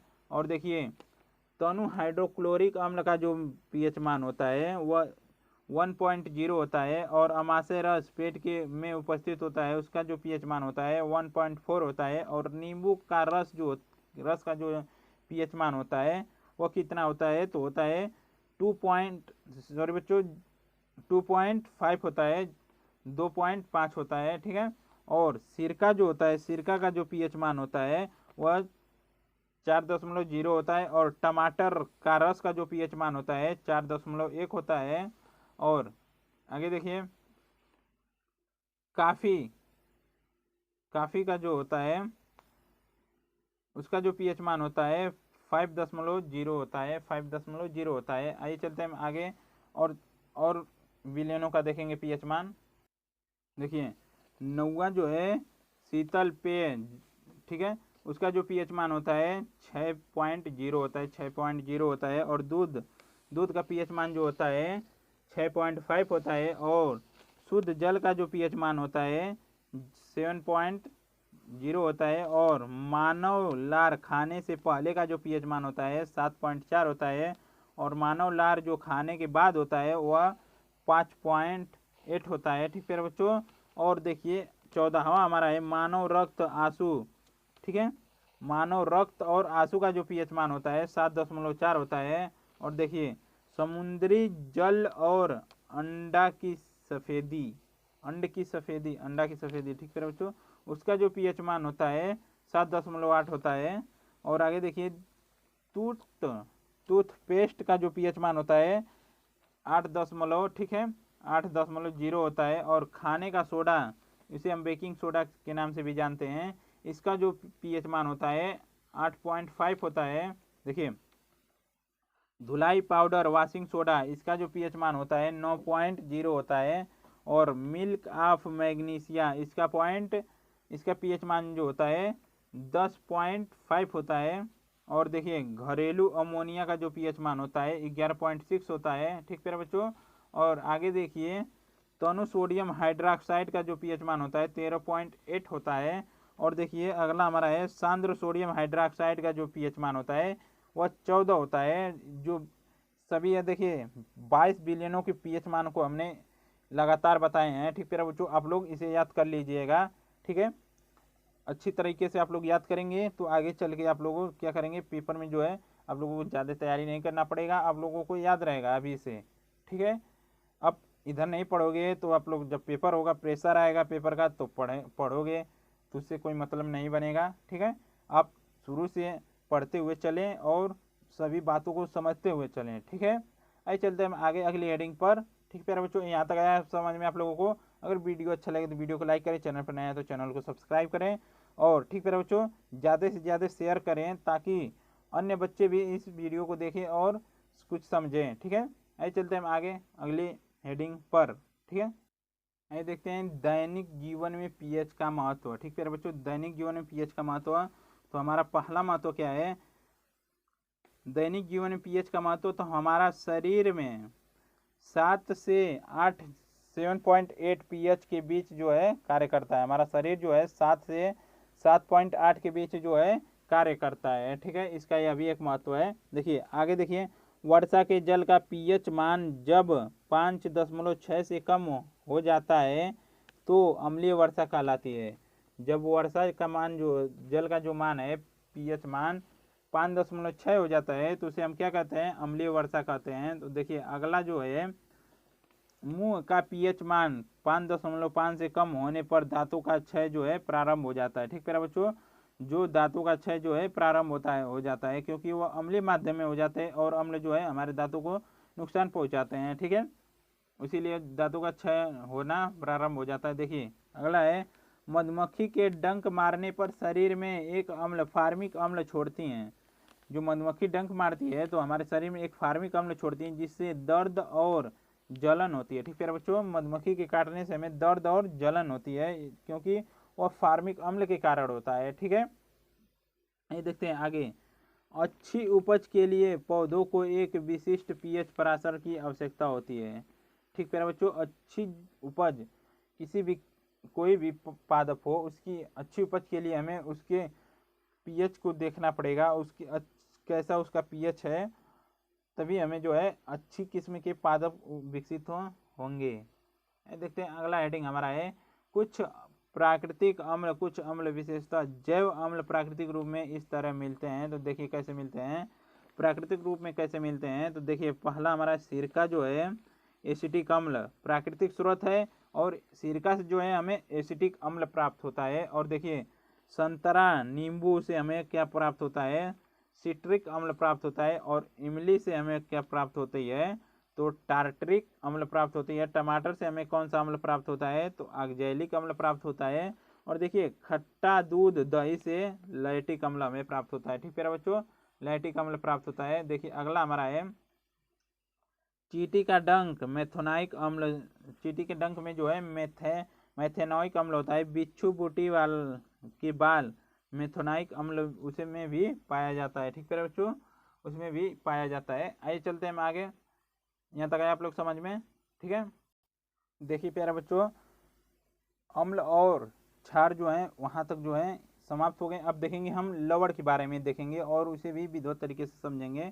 ठीक है, देखिए लवण किसे कहते हैं, तो किसी अम्ल तथा क्षारक की उदासीनीकरण अभिक्रिया से प्राप्त आयनिक ठोस को लवण कहा जाता है। ठीक है बच्चों, देखिए अम्ल, क्षारक और अम्ल क्या परस्पर अभिक्रिया करके क्या बनाते हैं, लवण बनाते हैं। ठीक है बच्चों, NaCl HCl। ठीक है, तो यहाँ से क्या बनेगा, NH4Cl, यह लवण बनेगा। ठीक है बच्चों, यह क्या है, एक लवण है। और यह क्या है, एक क्षार है।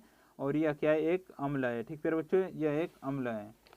आइए देखते हैं आगे, देखिए कि जलीय विलयन में अम्ल तथा क्षार की उदासीनीकरण अभिक्रिया के फलस्वरूप लवण व जल प्राप्त होता है। ठीक है बच्चों, जलीय विलयन में जब अम्ल तथा क्षार की जब उदासीनीकरण अभिक्रिया होती है तो लवण और जल प्राप्त होता है। देखिए क्षार और अम्ल परस्पर क्रिया करके क्या बनाएंगे, लवण और जल बनाएंगे। तो यहाँ से देखिए NaOH एक क्षार है। ठीक है बच्चों, और यह क्या है, NaCl सॉरी बच्चों HCl जो है यह क्या है, एक अम्ल है। दोनों देखिए एक्वस के रूप में है। और यह देखिए NaCl एक लवण बना रहा है। ठीक है बच्चों, एक लवण बना रहा है। और यहाँ पर देखिए यह एक जल बना रहा है, जल। देखिए NaCl एक्वस के रूप में है और जल जो है लिक्विड के रूप में है। ठीक है, आया यहाँ तक समझ में। तो देखिए आइए चलते हैं हम आगे। देखिए आगे, लवण वे आयनिक यौगिक होते हैं जिनमें दो भाग होते हैं, एक भाग पर धनात्मक आवेश और दूसरे भाग पर, ठीक है बच्चों, देखिए इसे हम क्या कहते हैं, धनात्मक आवेश को धनात्मक आयन या कैटायन भी कहते हैं, तथा दूसरे भाग पर ऋणात्मक आवेश या उसे हम कह सकते हैं ऋणायन या ऋणात्मक आयन होता है। ठीक है, जो लवण होते हैं उनमें दो प्रकार के, दो भाग उनके होते हैं, धनात्मक आवेश और ऋणात्मक आवेश। ठीक है, देखिए आगे चलते हैं। देखिए आगे क्या कह रहा है कि लवण में उपस्थित धनात्मक तथा ऋणात्मक आयनों की कुल संख्या धनात्मक आवेश ऋणात्मक आवेश की कुल संख्या के बराबर होती है। इस प्रकार लवण विद्युत उदासीन होते हैं। जो लवण होते हैं, ठीक है बच्चों, यह विद्युत उदासीन होते हैं क्योंकि इनमें जो धनायन जितने भी होते हैं उतने ही क्या होते हैं, ऋणायन भी होते हैं। ठीक प्यारे बच्चों, जो यह इसलिए यह क्या होते हैं, यह उदासीन हो जाते हैं। ठीक है, जितने धनायन होंगे उतने ही ऋणायन होंगे। एक धनायन होगा तो एक ऋणायन होगा, दो धनायन होगा तो दो ऋणायन होगा। ठीक प्यारे बच्चों, आइए यहाँ तक समझ में। आइए चलते हैं आगे। देखिए अगला मुख्य बिंदु इसके क्या है कि लवण को जल में घोलने पर वह अपने आयनों में वियोजित हो जाता है। धनायनों को भास्मिक मूल तथा ऋणायनों को अम्लीय मूलक कहा जाता है। जो धनायन होते हैं उसे हम भास्मिक मूल और ऋणायनों को अम्लीय मूलक कहते हैं। तो देखिए जैसे NaCl एक एक्वस के रूप में है, यह एक लवण है। ठीक प्यारे बच्चों, यह एक क्या है, लवण है। और यहाँ पर देखिए Na प्लस और Cl माइनस में टूटा है, यह भी एक्वस में है और यह भी क्या है, एक्वस में है। इसे हम क्या कहेंगे, जो धनात्मक आवेश होता है उसे हम क्या कहते हैं, भास्मिक मूलक कहते हैं। और जो ऋणात्मक आवेश होता है उसे हम क्या कहते हैं, अम्लीय मूलक कहते हैं। ठीक प्यारे बच्चों, यहाँ तक आए आप लोग समझ में। आइए चलते हैं आगे अगली हेडिंग की ओर। ठीक है, ये प्यारे बच्चों अब देखेंगे हम लवणों का वर्गीकरण। ठीक है, वर्गीकरण। देखिए लवण मुख्य रूप से 6 प्रकार के होते हैं। ठीक प्यारे बच्चों, जो लवण होते हैं मुख्य रूप से 6 प्रकार के होते हैं। ठीक है, देखिए प्यारे बच्चों, इस वीडियो में आप लोग देखेंगे कि हमने पूरी NCERT सहित आप लोग विधिवत तरीके से इस वीडियो में, थोड़ी लंबी जाएगी यह वीडियो। ठीक है, उससे आप लोग घबराइएगा मत। ठीक है, बहुत यूट्यूबर आप लोगों को मिलेंगे कि शॉर्ट तरीके से शॉर्ट भाषा में आप लोगों को बता देंगे। तो कुछ जो है, कुछ पॉइंट जो है, कुछ बातें जो है आप लोगों को नहीं बताते हैं। ठीक है, मैं इस वीडियो में आप लोगों को सभी चीज़ों को एक एक करते हुए, सभी चीज़ों को समझाते हुए आप लोगों को इस वीडियो में लेकर आए हैं। ठीक है, आइए चलते हैं हम आगे। देखिए लवणों का वर्गीकरण जो है 6 प्रकार के होते हैं। देखिए पहला क्या है कि सामान्य लवण। तो हम कह सकते हैं सामान्य लवण किसे कहते हैं। तो देखिए वे लवण जिसमें विस्थापनीय H+ या OH- आयन नहीं होते हैं उसे हम सामान्य लवण कहते हैं। इसमें देखिए ऐसा कोई लवण होगा जिसमें OH नहीं होगा, ठीक है, OH- नहीं होगा और H+ भी नहीं होगा, तो उसे हम क्या कहेंगे, ठीक है बच्चों, उसे हम कहेंगे, हम सामान्य लवण कहेंगे। जैसे NaCl और KNO3। ठीक है बच्चों, इसमें H+ भी नहीं है और OH- भी नहीं है। आइए चलते हैं आगे। देखिए दूसरा क्या है इसमें कि दूसरा अम्लीय लवण। अम्लीय लवण देखिए किसे कहते हैं, तो हम कह सकते हैं कि वे लवण जिनमें विस्थापनीय H+ आयन होते हैं उसे अम्लीय लवण कहते हैं। देखिए इसमें विस्थापनीय OH- जो नहीं होगा, H+ जो है रहेगा, इसे हम क्या कहेंगे, अम्लीय लवण कहेंगे। यह नहीं रहेगा और यह क्या रहेगा, यह वाला भाग जो है रहेगा, तो उसे हम क्या कहेंगे, अम्लीय लवण कहते हैं। तो जैसे इसमें का उदाहरण हो जाएगा NaHSO4 तथा NaHCO3। ठीक है, आइए चलते हैं हम आगे। देखिए आगे हमारा क्या है कि क्षारकीय लवण किसे कहते हैं, तो वे लवण जिनमें विस्थापनीय OH- आयन होते हैं उसे क्षारकीय लवण कहते हैं।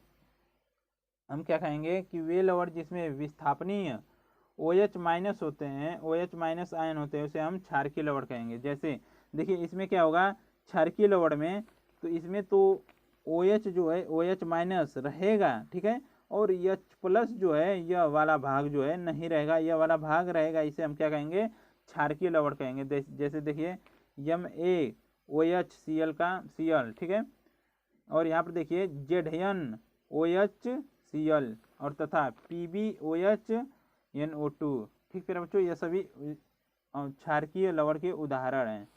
ठीक है, देखिए आइए चलते हैं आगे। देखिए अगला हमारा क्या है, चौथा कि मिश्रित लवण वे लवण जिनमें एक से अधिक प्रकार के धनायन या ऋणायन होते हैं उसे हम मिश्रित लवण कहते हैं। ठीक है बच्चों, इसे हम मिश्रित लवण कहते हैं। जैसे Cl- हो जाएगा और क्या हो जाएगा, और Ca+ भी हो जाएगा, ठीक है, O-, ठीक है, ऐसे कोई भी बहुत से मिश्रित होंगे। जैसे देखिए Na क्या है,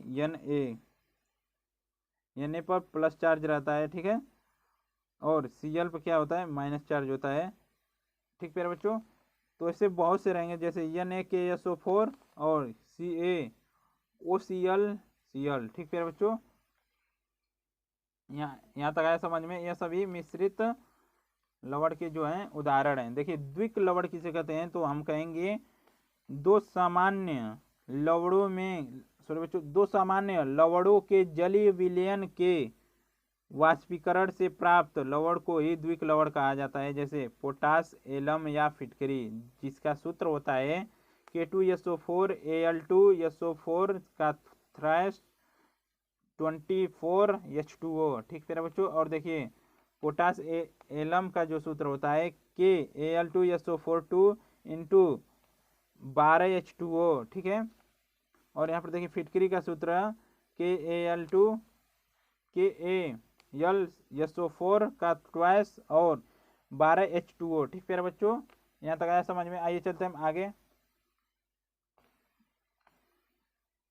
देखिए प्यारे बच्चों, हमारा छठवां लवण कौन सा है, तो छठवां लवण है संकर लवण। देखिए वे लवण जिनमें आयन अथवा उदासीन अणु किसी धात्विक धनायन के साथ उपसंयोजक बंध बनाते हैं उसे संकर लवण कहते हैं। जैसे K4। ठीक प्यारे बच्चों, बड़ा कोष्टक में FeCN6। ठीक है, यह एक उपसंयोजक यौगिक है। ठीक प्यारे बच्चों, आप लोगों को 12 में पढ़ेंगे आप लोग इस यौगिक के बारे में। ठीक है, आइए चलते हैं आगे। लवण का जल अपघटन। ठीक है, देखिए लवण का जल अपघटन वह अभिक्रिया जिसमें कोई लवण जल से अभिकृत होकर अम्लीय, क्षारीय या उदासीन विलयन बनाता है, लवण का जल अपघटन कहलाता है।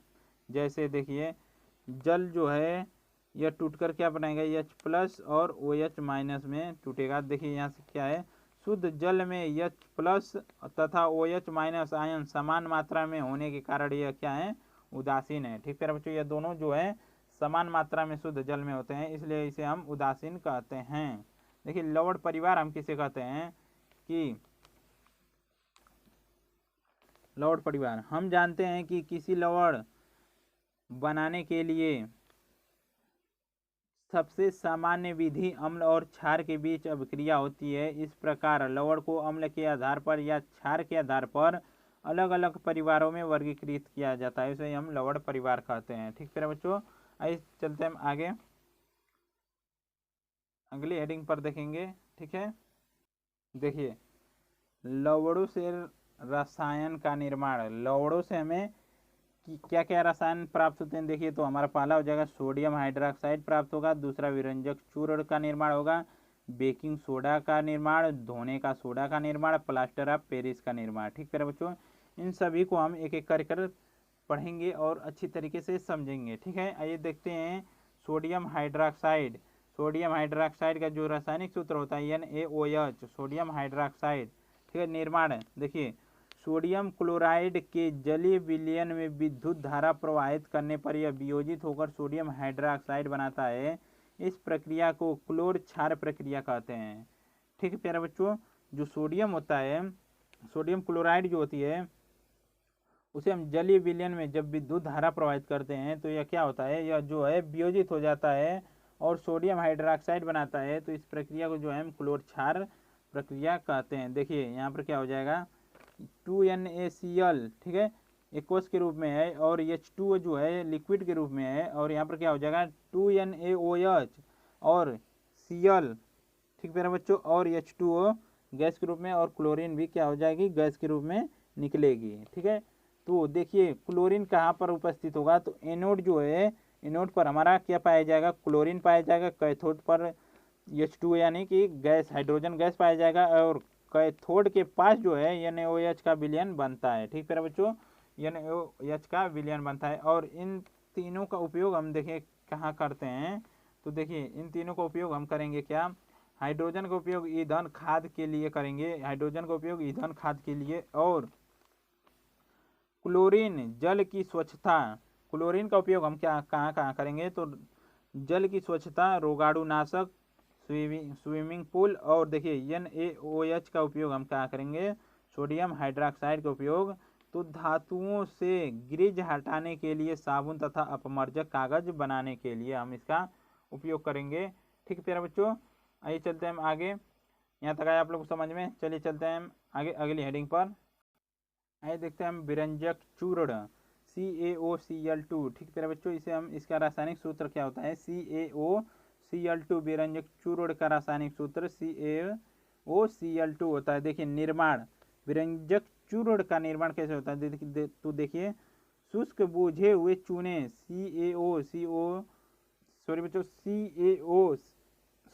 CaOH का ट्वाइस पर क्लोरीन की क्रिया से विरंजक चूर्ण का निर्माण होता है। देखिए शुष्क बुझा हुआ चूना जब क्लोरीन से रिएक्शन करेगा, क्रिया करेगा, तो क्या बनेगा, विरंजक चूर्ण का निर्माण होगा। ठीक है बच्चों, यह क्या है, हमारा विरंजक चूर्ण है, और यहाँ पर क्या है, जल है, यह देखिए क्लोरीन गैस है, और यह क्या है, बुझा हुआ चूना है। ठीक है, यह क्या है, बुझा हुआ चूना है, और यह दोनों आपस में जब क्रिया करेंगे तो क्या बनाएंगे, ठीक है, यह जो दोनों आपस में क्रिया करेंगे तो बनाएंगे क्या, विरंजक चूर्ण और जल का निर्माण करते हैं। ठीक है, आइए देखते हैं आगे इनके उपयोग देखेंगे कि इनका उपयोग कौन कौन से कहाँ कहाँ किया जाता है। तो हम देखिए इनका उपयोग, पहला उपयोग इनका वस्त्र उद्योग में सूती व मिनेन के विरंजक के लिए हम करते हैं, और दूसरा दिया है कागज की फैक्ट्री में लकड़ियों के मज्जे के विरंजन में, मज्जे के लिए किया जाता है, विरंजन के लिए किया जाता है, और तीसरा दिया है लॉन्ड्री में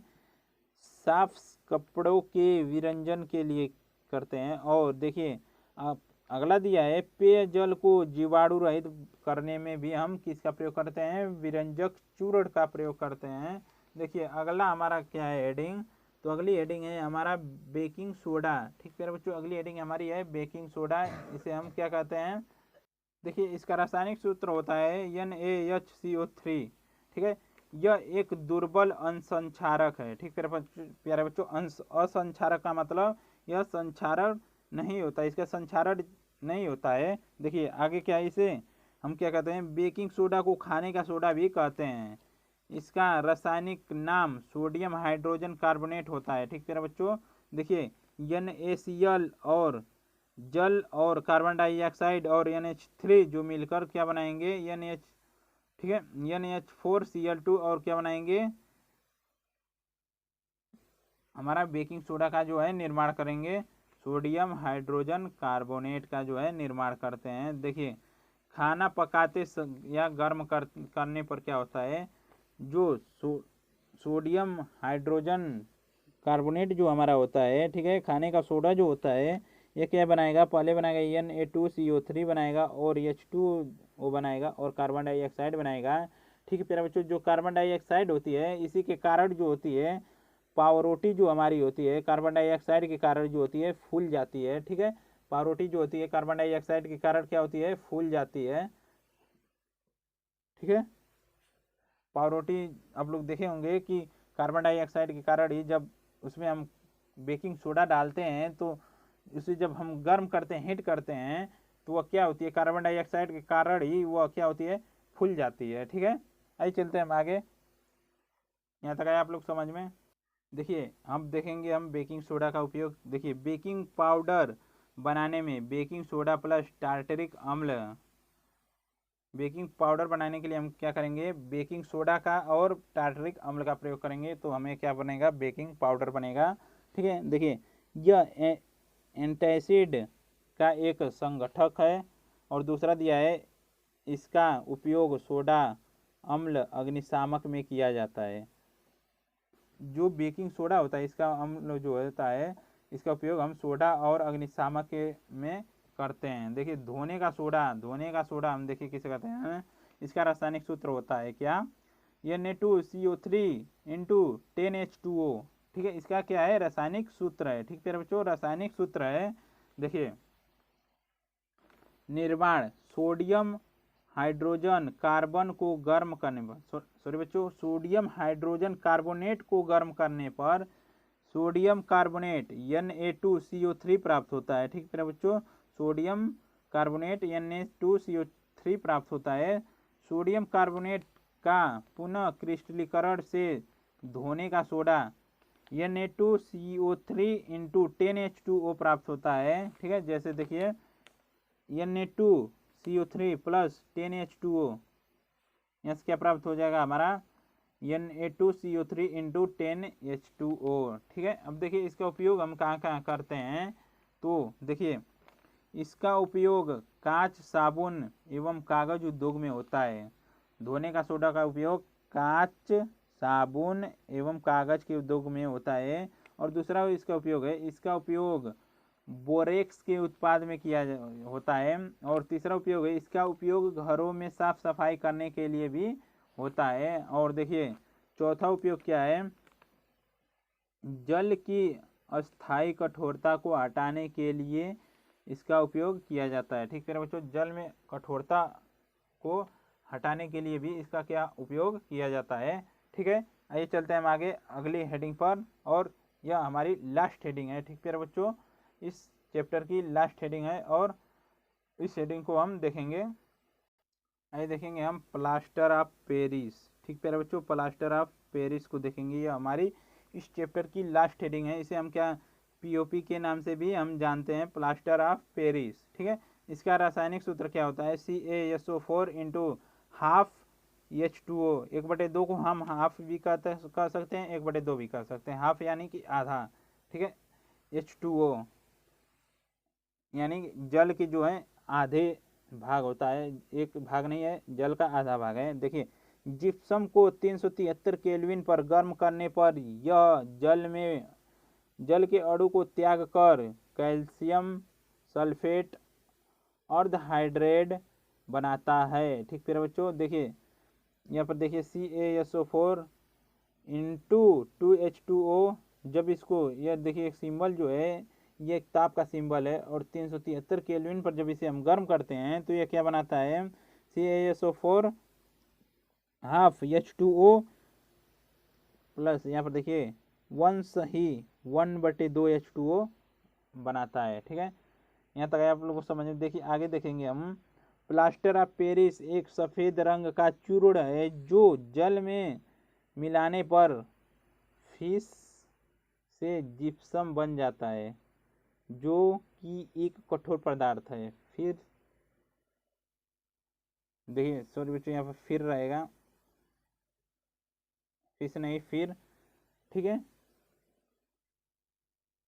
देखिए प्लास्टर ऑफ पेरिस एक सफ़ेद रंग का चूर्ण है जो जल में मिलाने पर फिर से जिप्सम बन जाता है, जो एक कठोर पदार्थ होता है। ठीक है, देखिए यहाँ पर क्या हो जाएगा, प्लास्टर ऑफ पेरिस जो है इसे जब हम जल में मिलाएंगे तो यह फिर से क्या करेगा, जिप्सम बन जाएगा, एक कठोर पदार्थ बन जाता है। ठीक है, आइए देखते हैं इसका उपयोग हम करेंगे। तो इसका उपयोग कहाँ कैसे करते हैं। ठीक है, देखेंगे इसका उपयोग। देखिए इसका उपयोग हम देखेंगे कि इसका उपयोग, पहला उपयोग क्या है, टूटी हुई हड्डियों को सही जगह पर स्थित रखने के लिए। जब किसी, ठीक है बच्चों, किसी मनुष्य की जब हड्डियां जो होती हैं, पैर की हो, हाथ की हो, कहीं की जो भी हड्डी होती है, यह जो टूट जाती है। ठीक है बच्चों, मानिए हड्डी है और यहाँ से क्या हुई, टूट गई, तो इन हड्डी को क्या करेगा डॉक्टर, जो करते हैं क्या, इन हड्डी को आपस में इस तरीके से क्या करेंगे, जोड़ देंगे। और यहाँ पर जो है प्लास्टर ऑफ पेरिस का जो है एक प्लास्टर कर देंगे। ठीक है, और इससे जो होती हैं हड्डियाँ जो होती हैं आपस में क्या होती हैं, जुड़ जाती हैं। ठीक है, आपस में जुड़ जाती हैं। तो देखिए यह भी एक इसका उपयोग है। और देखिए दूसरा उपयोग क्या है, खिलौने तथा सजावट का सामान बनाने में। खिलौने तथा सजावट का सामान बनाने में इसका उपयोग किया जाता है। दूसरा तीसरा दिया है, दीवार की सतह को चिकना बनाने में भी हम प्लास्टर ऑफ पेरिस का उपयोग करते हैं। ठीक है, धन्यवाद, थैंक यू। ठीक है प्यारे बच्चों, देखिए यही हमारी थी लास्ट हेडिंग। ठीक प्यारे बच्चों, और इस चैप्टर को देखिए आप लोगों के लिए आसान भाषा में, आसान तरीके से, विधिवत तरीके से नोट्स सहित तैयार करके आप लोगों को लेकर आए हैं। ठीक है, और अगर वीडियो अच्छा लगे तो वीडियो को लाइक करें, चैनल पर नए आए तो चैनल को सब्सक्राइब करें, और ज़्यादा से ज़्यादा शेयर करें ताकि आप लोगों के दोस्त भी हों, जो भाई जो कोई भी हो, आसपास के लोग हों, वो भी देखें। ठीक है प्यारे बच्चों, धन्यवाद मेरे प्यारे बच्चों, धन्यवाद वीडियो को देखने के लिए, धन्यवाद। और नोटिफिकेशन जो बेल आइकन होती है उसे ऑल कर दे ताकि मैं कभी भी वीडियो, कोई भी वीडियो अपलोड करूँ तो आप लोगों के पास जल्द से जल्द पहुँचे। ठीक है, धन्यवाद मेरे प्यारे बच्चों, धन्यवाद।